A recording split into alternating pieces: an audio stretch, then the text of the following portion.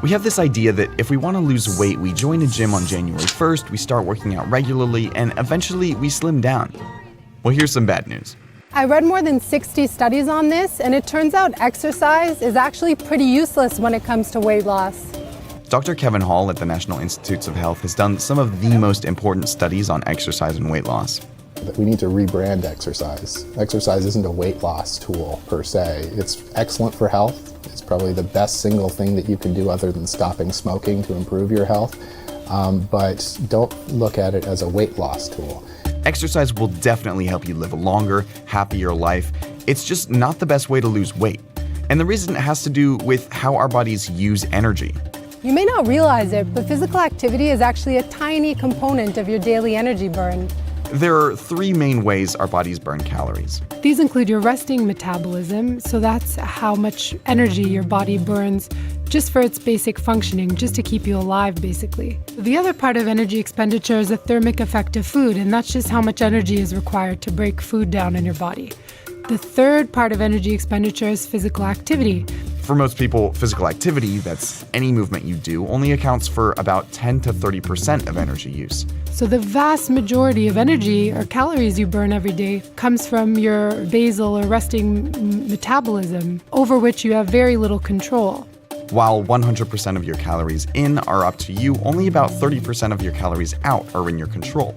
One study found that if a 200-pound man ran for an hour, 4 days a week for a month, he'd lose about 5 pounds at most, assuming everything else stays the same.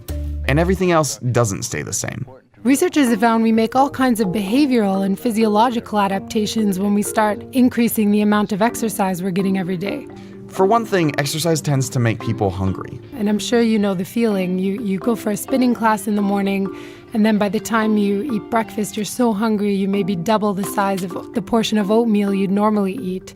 There's also evidence to suggest that some people simply slow down after a workout. So if you went running in the morning, you might be less inclined to take the stairs at work. These are called compensatory behaviors. They're basically the various ways we unknowingly undermine our workouts. Researchers have also discovered a phenomenon called metabolic compensation. As people start to slim down, their resting metabolism can slow down, so the amount of energy you burn while at rest is lower. That means that this bar might shrink as you start to lose weight. There's still a lot of research to be done, but one study from 2012 is particularly interesting. They went out into the middle of the savannah in Tanzania to measure the energy burn among a group of hunter-gatherers called the Hadza. These are super active, lean hunter-gatherers. They're not spending their days behind a computer at a desk. And what they found was shocking. What we found is there was no difference at all. So even though the Hadza have a much more physically active lifestyle, they weren't burning any more calories every day than adults in the US and Europe. Somehow, the energy they used for physical activity was being offset or conserved elsewhere. So how do they stay slim? They don't overeat. We can undo the calories that we burn off in exercise pretty quickly.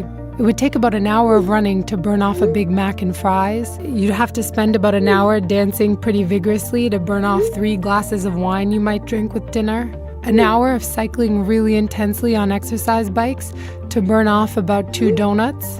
And that's why exercise is best seen as a healthy supplement for a strategy that's focused on food. But despite extremely high obesity rates in the US, government agencies continue to present exercise as a solution, as do companies with a real interest in making sure we keep eating and drinking their products. Since the 1920s, companies like Coca-Cola have been aligning themselves with the exercise message. The idea here is that you can drink all these extra bottles of soda as long as you work out. But as we're seeing, it doesn't work like that. Actually burning off those extra calories from a can of soda is really, really hard. We have an obesity problem in this country, and we shouldn't treat low physical activity and eating too many calories as equally responsible for it. Public health policymakers should really prioritize improving our food environment to help people make healthier choices about what they eat. It's not impossible to lose weight through exercise. It's just a lot harder. And we need to recognize how that works. If you do go to the gym, you burn all these calories.